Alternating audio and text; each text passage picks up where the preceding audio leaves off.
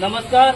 तर आज करंजखेडमध्ये एकलव्य महाराज यांची जयंती साजरी केली. त्यानंतर आपल्या करंजखेडमध्ये कुस्तीमध्ये राजू शाह यांनी आपल्याला हा गदा या ठिकाणी मिळवून दिलेला आहे.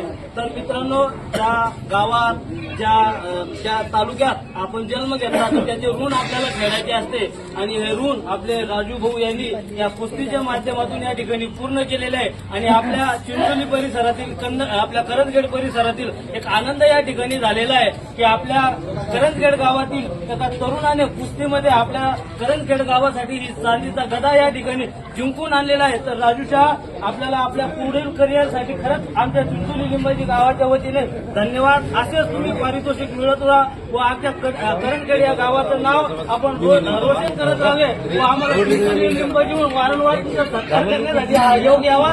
आणि या ठिकाणी सर्व करंजखेड येथील सरपंच, उपसरपंच, ग्रामपंचायत सदस्य या ठिकाणी उपस्थित राहिले. त्यांनी आम्हाला जो मान सन्मान दिला त्याबद्दल मी सर्वांचे आमच्या चिंचोली लिंबाजी गावाच्या वतीने धन्यवाद व्यक्त करतो. खास करून आमचे नवाब साहेब यांनी आम्हाला सांगितले की आपल्याला करंजखेडला आपल्या राजू भाऊ यांनी कुस्तीमध्ये गदा या ठिकाणी जिंकलेला आहे आणि त्यांना आपल्याला त्यांचा सत्कार करण्यासाठी आपल्याला जायचे.